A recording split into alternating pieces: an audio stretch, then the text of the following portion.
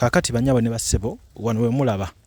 poloti zine ziri wano wakati zine zali zogerwako nga mama asaba obuyambi baberenga bazigula zegatte ku kitundu kye waka wali n'okugatta wano we bazika Moses Radio kati olaba nti wano bazimbyewo amayumba wano wona tuli mu poloti kati z'abantu zaawula ewaka wali mama waali ne Moses Radio ebamuziika kati wano wonna woolaba poloti z'abantu era tuli mu trespass kati ate eno yo bagizimbyemu n'ennyumba ogirengera eno bagizimbyemu ennyumba so ate n'eno nayo erimu ennyumba gye bali mu kutandikawo kati eri gy'olaba gye tupaakinze ye wali ennyumba ya maama then wano wakati zonna poloti z'abantu karate jibazika radio ne wabeera nga ate weesudde olaba nti kyetolwa bwetoloozi karate side eno ye wali entaana yeno gye bagizimbako ennyumba eyo abasinga badde bajja bamutugoberera buli mwaka wetujja eno nga tujjukira Moses Radio tubadde tubalaga nga wano wonna weegatta omulundi gumu kati eyali azzeeko wano we bazimbye amayumba gano we batadde ebikondo bino ebya poloti ez'enjawulo we bali bateeka tent nga bamusabira oluusi n'okukola omukolo kati bataddewo mayumba zino nnimiro z'abantu na poloti z'abantu kati kano kokka akakubo kano ke kasigaddewo ako kafuuti nga 2 akasobola okuleeta maama famire emikwano gya radio paka wano we bamuziika motoka y'omugenzi yino ekyaliwo ebisigadde eno byo bikyali bulungi Frank ne maama mwebale kulabirira side eno walabika bulungi wanyirira naye nga embeera yaawali wakati njagadde mugirabe ku mulundi guno bagyogerako bintu bya ddala poloti bazitwala bannannyini baazo maama yalaja nanga ayagala bambi mu muyambe yali ayagadde ne gavumenti oba muyambe abanayuganda mu muyambe aberenga ekintu kyegattamu ekitaasoboka so ye embeera so bana abatulaba ettaka tulina waliwo poloti 2 ez'enjawulo abantu ab'enjawulo okutuuka eri wa mami na wano radio wa umulidde so kitubali tugezaako bagamba nti tukolere wamu tulabenga ate bali willing okutunda tusigaze awantu wano nga we tutuukira ngo celebrate na radio nga betuze tukikola. Peter Ali Moses, marketing manager wa Tete Business Solutions. We deal in printing, branding and general supplies. Tukola signages, tukola corporate wear uniforms n'ebintu bingi. Bino byonna bye mulaba mu dduuka zino samples. Buli kyolaba kyonna tulina stores tukola bintu bingi n'abasinga bamanyi tukola printing and branding only naye tukola bingi tulina departments ezirimu civil engineering ezirimu installations mechanical installations n'ebirala tuli located at Lighthouse Arcade behind Charm Towers C12 era bw'otuuka ku C12 obupande waffe wonna oba obulaba. Poloti zino zitundibwa za byapa tuli wano Nsangi ekyalo bakiyita Manja wotera ku Hana International poloti we ziri wakalu ebyapa weebiri ku mmeeza byapa 3 nga woobiraba waliwo n'ekyapa ekyokuna side wali eri naye nga poloti zonna zeegasse mu kifo kyekimu osobola okutwalako emu osobola okutwala 3 osobola okutwala 2 kisinziira ssente zo. Bannayuganda nyongera obbakubiriza n'okubagamba nti okuzimba si kuzibu kasita oba ng'olina poloti yo nga weeri ate noweesiga abantu abamanyi ekyokukola kugeza nga ffe abaleko construction company okuzimba kuba kugenda kwanguyira. Tulina abakugu bonna abakubi ba pulaani abakubi ba structural drawings electrical mechanical ebya welding painting n'ennyumba tugenda gijjako engalo ng'efaanana nga bwe twagikuba mu pulaani.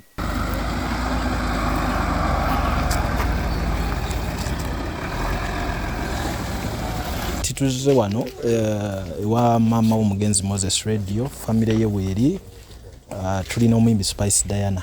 tuzira okubeera nga tukyalira ku maama tumuwe ku bintu by'okukozesa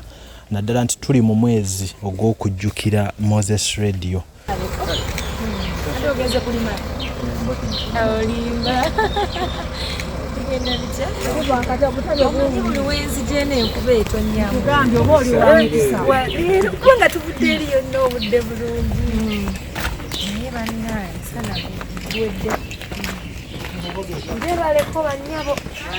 Trust me mu mwaka mugumu from now tutakwatire wamu kulaba nti securing ekifo kino tugenda kujjano nga tulina bwe tuyita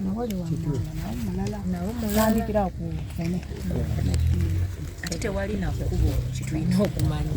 kati kitegeeza eno ajja kutuuka azimbe Katonda yazimba akyatunda azimba maleyo nawali batandise okuzimba ono y'omu atambulira ddala atambulira paka eri then neeri bazimbeyo kwegamba alituuka nga ayagala okujolaba ku radio waawumulidde nga talina waayita ate nga n'ebizimbe abantu nga bangi nga tuyinza olemwerera okutuukawo so mami atya okubannyonnyola kekatono kesobodde okunnyonnyola tukwatire wamu yenna alina kyasobodde tube nga ate securinga this place nga bwe mbagambye tujja kuswala bannange zisinga mbadde nsobola miliyoni 3 but I think together we can do it kubanga as artists government n'abakulembeze b'abayimbi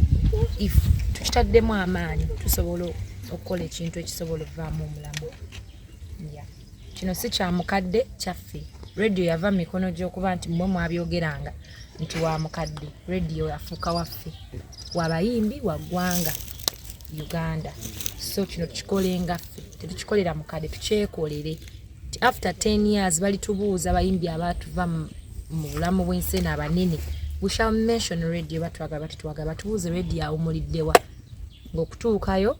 buuka bizimbe kubo terikola ki teririwa ate nga tuze tukikola emyaka gyonna nga tujja wano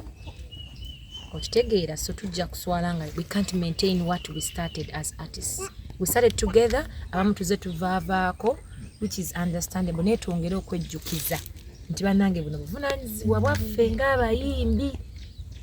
ng'eggwanga ng'abafaani ba musiki okitegeera tukole ekintu kino okulwa obulungi bwaffe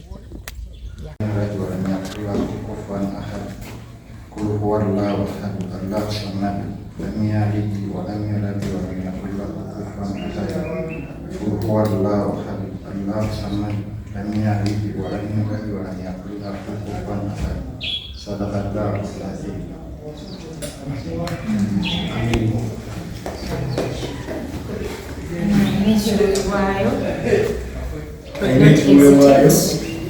You can say a small prayer. In private.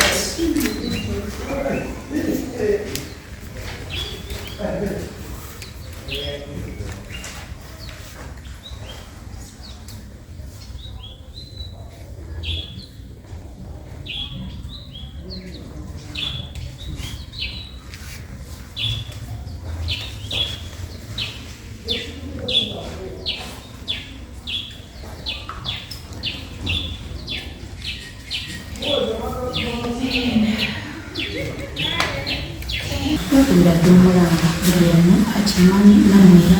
muze toli kimutala nibambutono naye nga waliwo gyemutala galipo baligala ekyo nali ngamba kyekyanvumye naye nga gyebagenda ndowooza nama mubitegedde gyalipo kasonga kirala tekinamuona kale okwongera ku kyamami kyayo kuba kati ndoza n'okutya ati okukyogeramu manze nange omuntu nali ku comments ezimu oba abantu abamu abayinza okitwalanga abakitwala bakiraba obulala naye remember ebintu byetuze tukola awamu kulwaleero titubikoze nti kyampaka kibadde kyamukakiwa bintu bingi bikoleddwa era nga nze mubirabamu nga bikolebwa abantu sekinoomu naye nze nasaba okujja wano enyimba ente yaliiwo tambula bulungi nnyo ate twesuubiza manyi nyumira ne mu kigambo kyange twesuubiza okubeerawo nze personal I won't speak for other people nti n'abamu be nalabako nga beeyamanga tambi mu bintu ebyenjawulo so tukwatireko mukadde tube nga tusigaza awantu wano okujjukiranga radio I think abadde kukamera ojja kulagawo wetuyise nalo n'ennyumba eri wakati w'amaka ga maama ne wano radio waawumulidde ate tetwandyagaddekeera nga tulina okusooka ate tutambuze ki amalaalo tugajje wano tujja kuba kituswaza ng'abayimbi nga bannayuganda nga ffe bamu ffe tuzituwaana radio nga kyali mulamu naawe nga yakafa emyaka ebiri nga yakafa netulaga nti tubeere consistent sente zisalibwa nyingi ku Munnayuganda tukimanyi bulungi nange nsobola okusitazireza nga mukono gumu naye nze mmanyi nga tukwatidde wamu we can secure this place ne tubeera nga twenyumiriza mu kye tukoze ng'abayimbi nga every year nga tuze nga tucelebrating a radio nga tusigala nga tulina ekifo kino nga wekiri nga tekiri mu kutaataaganyizibwa oba kati wamu wazibe tolina woyitakujja eno radio gyawumulidde so aba spreading mu ngeri embi bamumukiraawo ayagala okubako byebuuza osobola okwesitula nojja ekagga n'omanya ebintu ebitambula mu spreadinga information embi ate etuuka ku mukadde nemunyi nemuluma kuba nze nange ngereko ku social media omuntu ateekako komenti embi miliyoni 3 esimanya maama oyo ayagala kubba sente blabla muli mutima gwo yambala engatto ze weteeke mu bigere bye so kino tumanyi nti maama ono yatuzaalira radio takyali buwe tabadde wuwe kino kyonna kyaffe ng'abayimbi ng'abannayuganda baagadde radio ebbanga lyonna nga mulamu ate nga tugende ku maaso so tukirabe mu ngeri ennungi alina kyeyeebuuza westulojje wano osobola otala maama yennyini n'olaba nannyini ttaka liri wakati wa mukaddene ne radio wamulidde so tukwatire wamu tulabe nga bwe tuzze tubikola ebirungi bye tukoledde maama ne radio still tukyasobola kubikola nga tukwatidde wamu n'abaliyo abakwatibwako bya music fraternity abakulembeze ebitongole ebyenjawulo ebya music n'abantu sekino bali tudukire omulanga wa mukadde so ngaseeko okukyabadde agezaako kunyola kozi atidde okukimalayo olw'engeri ndowooza gyabadde bamuvoolamu ku kintu ekyo ng'akyogerako ekiseera gavumenti eteekewo ewa ekifo abayimbi olwina omuziki waba wekola ku bantu abalala anti kati ekyo kisinziira ne famire kyeyagadde n'omuyimbi zinyinza oba nga mbadde muyimbi naye nga sagala kumuzika mu kifo ekyo nga bwe tulina national theatre nti abamu batuusaayo naye ne famire y'omuntu eba eyagala ekole ki weeri omuntu bamutadde nga ali safe nakyo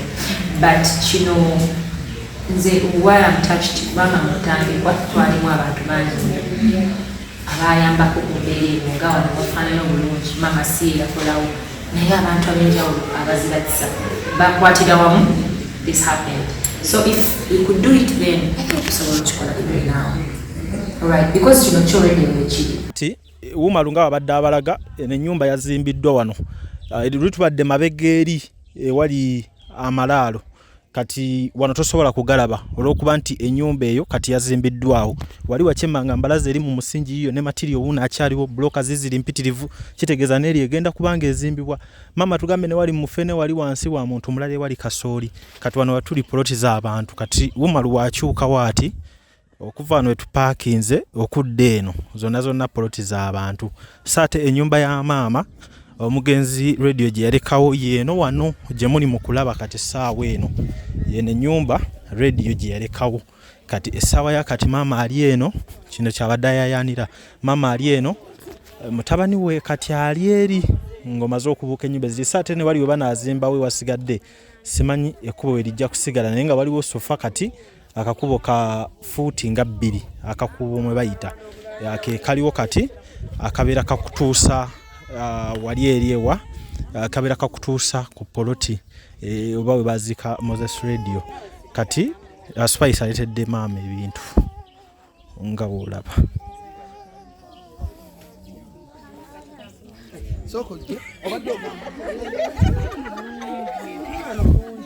jankolaga abantu ebintu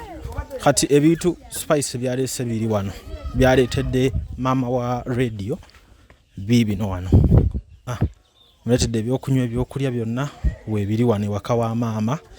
azze okuba nga amulabako mumala jangolaga abantu ebintu bino Spice Dana byaleetedde maama wa radio biibyo byonna nga woobiraba awo mu mbeera eyo nga woogiraba so kaakati mukyo njagala okubeera nga ate mbagamba nti abayimbi temwerabira mama muyimbi munnammwe manyina mumuyina ebizibu bingi ebyenjawulo n'Abannayuganda okutwalizibwa mu yenna asobola okuba nga amuyambako osobola okujja n'omuyambako lwakuba ekiriwo kwe kuba nti weyavaayo n'ayogera ku kyawali wensinza okuba nga nemera oba wensinza okuba nga njagala okubalaga wali we bazimbye amayumba nti weyavaayo n'ayogera ku plotisi z'abantu eziri awo wakati baamutwala kaguddeyo so ate nga tukimanyi nti ku mulembe guno abayimbi abamu bafunye obwangu okuba nga basobola okufuna ssente ewantu ewamu nga oluusi ne ssente ezo tetumanyi kiki zigenda kuba nga zikola naye zino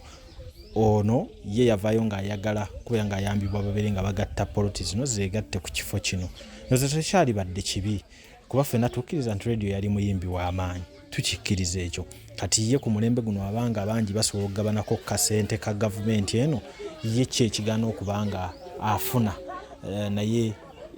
ettaka lino niryegatta ku ekyo kye yaleka maama we ne famire ne babeera basanyufu ate naye yennyini n'abeera nga tawaŋŋanguse mu kufa kwe kuba kati eri abeera ku mawanga malala so ate ng'abantu be abalese sayidi eno so byebyo nga bwe biri naye nga katubawe embeera nga weeri kuba Spice Diana wa bonna era abantu basanyufu okuba nti bali naye.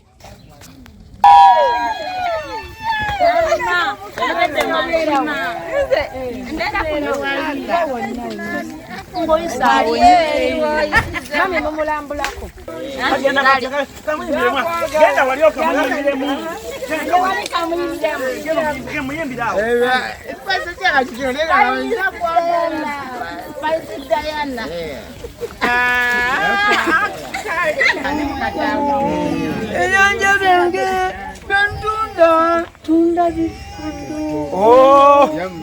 amakuba gange gakwaze nsala ate nga manye gange